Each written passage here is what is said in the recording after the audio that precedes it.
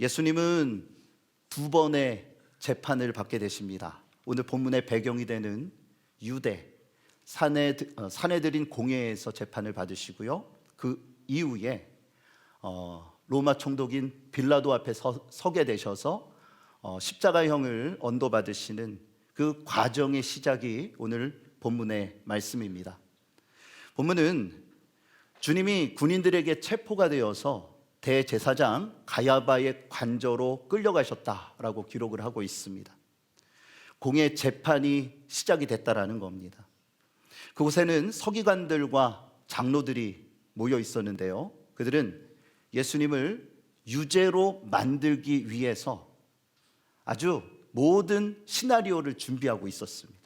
그래서 예수님을 유죄로 만들어 로마 법정에 세우겠다라는 겁니다. 그런데 문제가 있었어요. 저들에게 있어서 문제라기보다는 극복해야 될 이러한 상황이 있는데, 그것은 뭐냐면 시간이 굉장히 촉박했다라는 것입니다. 예수님께서 겟세마네 동산에서 기도하시고 체포가 되시잖아요. 이때가 굉장히 이른 새벽이었습니다. 제가 나름대로 시간을 계산해 보니까 최소 4시간에서 5시간 만에 예수님께서 십자가에 달리시게 되는 겁니다. 그들의 입장에서는 그날이 무슨 날이냐면 오후부터 안식일이요, 유월절이 시작이 됩니다. 굉장히 많은 인원들이 예루살렘에 모여들게 될 것이고요. 이때에 예수님을 따르는 수많은 사람들이 있었기 때문에 예수님을 유월절 이전에 저들이 사형을 언도시키고 십자가형으로 확정짓지 않으면 후폭풍이 굉장히 심할 것이라는 것을 잘 알고 있었습니다. 그래서 저들이 예수님을 몰아세우고 또한 여러 가지의 많은 술책을 통해서 결론적으로 이야기하면 그들의 목적을 이루게 되죠. 그 과정이 오늘 본문의 말씀입니다. 만약 저들이 이 모든 일들을 이루지 못한다면 엄청난 후폭풍에 저들이 시달리게 될 것이 뻔했기 때문에 굉장히 서두르는 그들의 모습들을, 일단 긴장감과 또한 이 템포들을 여러분 느끼시면서 조실 타이밍이 없습니다. 그 템포를 느끼면서 오늘 본문의 말씀을 함께 나누었으면 좋겠습니다. 그렇다면 공회의 재판을 통해 우리에게 주시는 메시지는 무엇일까요? 첫 번째, 온유한 마음으로 묵묵히 주님을 따르라는 것입니다. 우리 함께 따라합니다. 온유한 마음으로 묵묵히 주님을 따릅시다. 자, 오늘 본문 59절을 우리 다 같이 함께 읽겠습니다. 대제사장들과 온 공회가 예수를 죽이려고 그를 칠 거짓 증거를 찾음에. 자, 이 말씀을 통해 우리가 알 수 있는 게 뭡니까? 그들은 이미 결론을 정했어요. 예수님을 십자가에 못 박는다라는 결론을 정합니다. 그리고 어떻게 하면 예수님을 죽일 것인가? 나름대로 여기는 어디라고요? 공회잖아요. 공회는 뭐냐면 율법을 통해서 재판을 하는 겁니다. 그렇기 때문에 그에 합당한 모습이 갖춰져야 했습니다. 여기서 말하는 공회는 로마 정부가 허락한 자치정부인 사내들인을 말합니다. 이는 행정, 입법, 사법권을 모두 가진 유대에 있어서 유일한 권력기관이었어요. 이 사내들인은 71명의 의원들로 구성되어져 있는데 그들의 수장은 사두개파 출신의 대제사장이었습니다. 그런데 이들이 자치적으로 결정할 수 없는 모든 것들을 로마가 그들 가운데 위임했는데, 한 가지 그들이 형법에 있어서 금하고 또한 로마의 제가를 받게 해야 하는 이러한 법령이 있었습니다. 그것은 뭐냐면 사형이었어요. 그들이 자치적으로 모든 것들을 집행하지만 사형만큼은 그들이 결정할 수 없었고 로마의 제가를 받아야 했다라는 것입니다. 무엇을 말합니까? 예수님이 로마 총독 빌라도 앞에 서서 재판을 받아야 한다라는 것을 의미하는 거예요. 그래서 어떻게 보면 빌라도는 가장 억울한 사람 중에 한 명이죠. 여러분이 신앙 고백을 할 때 누가 등장합니까? 항상 본디오 빌라도에게 고난을 받으사. 사실 예수님을 십자가에 몰고 간 인물들은 누구예요? 종교 지도자들이었죠. 물론 빌라도가 모든 것들을 결정하고 도장을 찍은 사람입니다. 그렇지만 그 내면에 있는 그 모든 부분들을 바라볼 때 종교 지도자들은 굉장히 악한 자들이었고요. 예수님을 가장 좋은 사형에 있어서 로마가 그 어떠한 반대나 아니면 이것은 좀 미룹시다 라고 말할 만한 이러한 제목이 아닌 것 뭐가 있겠습니까? 바로 반역죄로 예수님을 십자가에 못 박게 되는 것입니다. 그들은 이른 새벽부터요 여러 거짓 증인들을 준비시켰고요. 주님에 대한 왜곡과 심지어 아주 심한 각색을 통해서 예수님을 몰아세우기 시작합니다. 그 대표적인 것이 성전에 대한 모독이었습니다. 오늘 보면 61절을 보면 이렇게 기록하고 있습니다. 우리 61절 다 같이 함께 읽겠습니다. 이 사람의 말이 내가 하나님의 성전을 헐고 사흘 동안에 지을 수 있다 하더라 하니.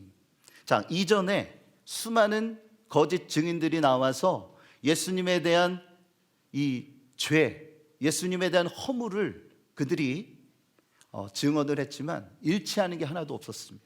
그때 두 사람이 나와서 증언을 하는데 뭐라고 증언하냐면 예수님께서 하나님의 성전을 헐고 사흘 동안 다시 지을 수 있다라고 말했다, 이렇게 주장을 하는 것입니다. 여러분, 저들에게 있어서 성전은 어떤 곳입니까? 유대인들을 말해서 이렇게 칭하기도 합니다. 그들은 성전 중심주의자들이다, 성전 원리주의자들, 그렇게 표현을 합니다. 그만큼 저들에게 있어서 성전은 아주 중요한 곳입니다. 물론 중요하지 않은 것은 없겠죠. 성전에 대해서 중요하지 않다라고 말할 수 없을 겁니다. 그런데 저들은요, 이 성전에 대한 소중함이요, 예수님을 십자가에 못 박혀야 하는 이러한 동기로 그들 가운데 포장이 되어서 예수님을 압박한 거예요. 사실 예수님께서는 이와 비슷한 말씀을 하신 적이 있습니다. 우리가 말씀을 비교해 보면 요한복음 2장에 사도 요한은 이렇게 기록을 하고 있어요. 우리 다 같이 함께 읽겠습니다. 예수께서 대답하여 이르시되 너희가 이 성전을 헐라 내가 사흘 동안에 일으키리라. 유대인들이 이르되 지역건을 내가 3일 동안에 일으키겠느냐 하더라. 그러나 예수는 성전된 자기 육체를 가리켜 말씀하신 것이라. 아멘. 여러분, 예수님의 말씀은 뭡니까? 여기에서 이야기하는 성전의 의미는 건물이 아니죠. 자신의 몸에 관한 비유였습니다. 이 말씀을 통해서 분명하게 우리는 쉽게 분별을 할 수 있죠. 그게 뭡니까? 성전을 헐라. 누가 헐라라고 말씀하신 거예요? 예수님이 헐라라고 한 게 아니라 너희가 성전을 헐어봐라. 그러면 내가 3일 만에 일으키리라. 이 말씀의 의미는 뭐냐면 성전을 헐라, 이 말은 예수님의 죽음을 뜻하는 거예요. 그리고 사흘 동안에 일으키리라 말씀은 무슨 의미입니까? 예수님의 부활을 뜻하는 것입니다. 건물에 대한 이야기가 아니에요. 그런데 그들은 이 내용을 각색해서 예수님께서 성전을 모독하고 심지어는 무너뜨리려는 이러한 일을 선동했다, 그렇게 이야기를 하며 거짓 증언을 했던 겁니다. 그러자 대제사장이 직접 나서서 추궁합니다. 건수를 잡은 거죠. 이 모든 것들을 볼 때 우리가 알 수 있는 게 뭐예요? 이미 잘 짜여진 각본이었다는 겁니다. 자, 본문 62절에서 63절 전반절에 대제사장은 이렇게 말합니다. 우리 함께 읽겠습니다. 대제사장이 일어서서 예수께 묻되 아무 대답도 없느냐? 이 사람들이 너를 치는 증거가 어떠하냐? 하되 예수께서 침묵하시거늘. 아멘. 예수님은 온유하신 모습으로 이 모든 것들 가운데 침묵하십니다. 하실 말씀이 없어서 침묵하셨을까요? 이 모습은 본디오 빌라도에게 재판을 받으실 때도 동일했습니다. 사람이 억울한 일을 당하면 누구나 진실 규명을 위해 힘씁니다. 참을 수 없죠. 속에서 아주 그냥 분노가 일어납니다. 어떻게 하면 이 억울함을 풀 수 있을까? 진실함을 밝힐 수 있을까? 그래서 존재하는 직업이 뭐예요? 그렇죠. 여러분은 그럴 일이 없으시니까 변호사가 있는 겁니다. 그래서 변호사가 있는 거예요. 그런데요, 예수님을 보십시오. 묵묵히 침묵하며 조용히 그들의 말을 듣고 계십니다.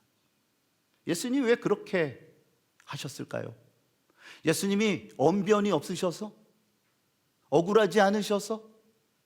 어떠한 이유 때문에 이러한 침묵을 일관하고 계실까요? 그 이유는 이것입니다. 예언되어진 주의 말씀을 성취하시기 위함입니다.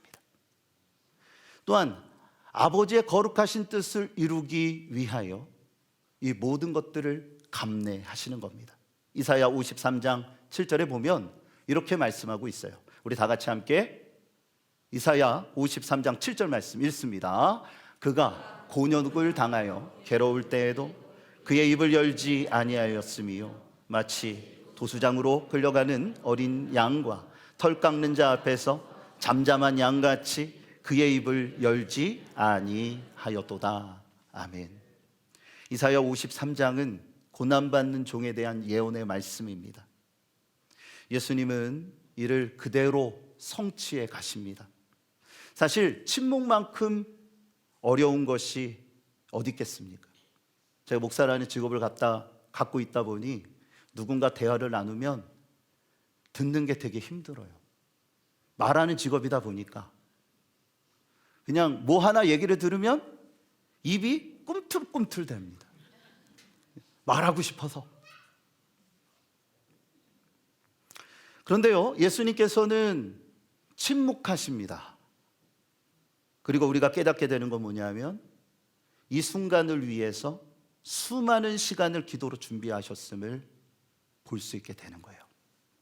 예수님은 들에서 또 산에서 또한 체포되기 직전에 어디 계셨어요? 감난산 겟세마네 동산에서 기도로 준비하십니다. 저는 이 대목을 참 깊이 묵상했어요. 사실 설교하기가 좀 버거울 정도로 지금 마음이 무겁고 1부 때는 안 그랬는데 1부와 2부의 그 시간을 이제 1시간을 지내면서 사실 여러 가지의 예화를 준비했는데 그 예화가 결국 나를 얘기하는구나라는 생각을 했습니다. 여러분, 주님의 일은요, 기도로 준비하는 것입니다. 그리고요, 기도하는 사람은 입이 무거워야 합니다. 교회의 일은 하나님의 거룩한 헌신자들로 세워지는데 이 헌신의 일을 누가 감당하는 겁니까? 여러분, 좀 안타까운 것은 제 자신을 한번 이야기해 드리고 싶어요. 저는 참 부정적인 사람인 것 같아요. 어떤 것들을 지적을 잘합니다. 그래서 그러한 이야기들을 주변 사람들한테 많이 들어요. 때로는 필요한 얘기입니다. 그런데 제가 오늘 이 말씀을 읽고 이 말씀을 좀 묵상하면서 나도 기도하는 사람인데, 나도 주님을 따라가는 제자인데 내가 정말 예수님처럼 살아가고 있는가? 그런 생각을 하게 됐어요. 사랑한다 하면서 지적하고, 사랑한다 하면서 부정적으로 말하고, 힘을 줘야 한다라면서 또 강단에서 그렇게 말씀을 전하고 선포하면서 과연 그렇게 살아가고 있는가? 여러분들은 어떠십니까? 함께 따라해 볼까요? 기도할수록 더욱 겸손합시다. 교회의 시끄러운 이야기와 문제를 일으키는 이러한 일들은요, 제가 목회에 오면서, 저도 목회를 25년 했거든요, 기도하는 사람들이 많아요. 교회에서 기도한다는 사람들, 남들보다 더 기도한다는 사람들이요, 더 많이 시끄럽게 하고 더 많은 문제들을 지적하고 열심히 일하려는 사람들의 길을 꺾습니다. 사실 제가 그런 사람이에요. 우리 누구 모두가 이에서 해당되지 아니하는 사람이 있을까요? 오늘 예수님의 모습을 보십시오. 모함합니다. 억울한 일입니다. 그런데요, 주님은 사명을 위해 참으십니다. 할 말이 없어서, 변명할 것이 없어서, 예수님의 능력이 없어서요? 그렇지 않아요. 그럼에도 불구하고 묵묵히 자신의 길을 가십니다. 여러분, 사랑한다 말하면서 겉과 속이 다른 이러한 말과 행동을 하지 않았으면 좋겠어요. 우리가 그렇게 노력하는 삶을 살아가기를 소망합니다. 우리가 이론적으로 많이 알면 무엇합니까? 제가 목사님들 세계에서 이제 함께 목회를 하고 여러 가지 많은 이야기와 대화들을 나누지만 그 안에서 긍정적이고 힘이 있고 소망 있는 얘기들을 별로 들은 적이 없어요. 여러분들은 어떻습니까? 여러분 속해서 어떠한 이야기를 합니까? 여러분의 가정에서 어떠한 이야기를 합니까? 저는 부족한 사람이에요. 연약한 사람입니다. 하나님의 은혜가 아니면 사실 이 자리에 설 수도 없는 사람이에요. 우리 또한 마찬가지 아닐까요? 주님 앞에서 그 누가 의롭다라고 말할 수 있는 사람은 아무도 없을 것입니다. 주님의 그 고난, 주님의 그 침묵, 그리고 일관되게 나아가시는 주님의 그 걸음을 우리가 바라보면서 여러분의 사명에 묵묵히 충성하시는 복된 인생이 되어주시기를 주님의 이름으로 축복합니다. 두 번째는요, 하나님의 뜻을 위해서 인내하며 순종하라는 거예요. 우리 함께 따라합니다. 하나님의 뜻을 위해 인내하며 순종합시다. 대제사장은 거짓 증인들로는 예수님을 더 이상 몰아세울 수 없다라는 결론을 내려요. 그래서 작전을 변경합니다. 그게 뭐냐면 예수님을 자백하도록 유도하는 겁니다. 사실 이것은 율법적으로 위배되는 행동입니다. 그만큼 다급했다라는 말이죠. 그래서 대놓고 예수님께 이렇게 물었습니다. 오늘 본문 63절, 64절을 다 같이 함께 읽겠습니다. 예수께서 내가 너로 살아계신 하나님께 맹세하게 하노니 내가 하나님의 아들 그리스도인지 우리에게 말하라. 예수께서 이르시되 내가 말하였느니라. 그러나 내가 너희에게 이르노니 이후에 인자가 권능의 우편에 앉는 것과 하늘 구름을 타고 오는 것을 너희가 보리라 하시니. 아멘. 대제사장은 드디어 마음에 있는 말을 꺼냅니다. 어서 내가 하나님의 아들 그리스도라고 말해라. 얼마나 뻔뻔하고 무능한 처사입니까? 그런데요, 이 말은 진리예요. 여러분에게 묻겠습니다. 예수님은 하나님의 아들이시고 구약에 예언된 그리스도이심을 믿으십니까? 대제사장은 이 말을 빌미로 해서, 그 얘기는 뭐냐면 여러분은 믿으시지만 그들은 믿지 않았다는 뜻입니다. 그래서요, 아이러니하게도 이것이 유죄를 확증짓는 아주 중요한 단초가 됩니다. 증거가 되는 거예요. 예수님은 뭐라고 답하셨습니까? 방금 읽은 말씀에 내가 말하였느니라. 이 말씀의 원어적 의미는 내 방식대로 표현했다. 네가 하고 싶은 대로 말한 거야 라는 뜻이에요. 그런데 이 말의 의미는 뭐냐 하면 긍정도 아니고 부정도 아닌, 혹은 긍정과 부정이 모두 포함된 대답이었다라는 겁니다. 그리고요, 가장 결정적인 것은 64절입니다. 다니엘 7장 13절의 말씀을 연상케 하시는 말씀. 이 예언의 말씀은 메시아적, 메시아가 이 땅에 오셔서 행하는 그 일이 무엇인지, 그 사역이 무엇인지를 예언하는 이런 말씀인데, 이 말씀을 덧붙이셨다라는 거예요. 이 말씀을 좀 더 자세히 설명을 드리면 그리스도의 영원한 통치가 임하게 될 것이다. 곧 예수 그리스도의 죽음과 부활과 승천을 통해 지상에 하나님께서 주신 이 모든 사역을 완성하게 될 것이고, 주님의 재림의 그때에 영원한 통치가 시작될 것이다 라는 의미예요. 이게 뭡니까? 예수 그리스도가 이 땅에서 행하셔야 할 하나님의 뜻이라는 것입니다. 그 뜻을 이루기 위하여 이전까지는요, 아무런 말씀을 안 하셨던 그분이 자신의 사명과 또한 이 진리의 말씀을 아주 선명하게 말씀하시는 거예요. 우리도 그러한 인생을 살아가야 합니다.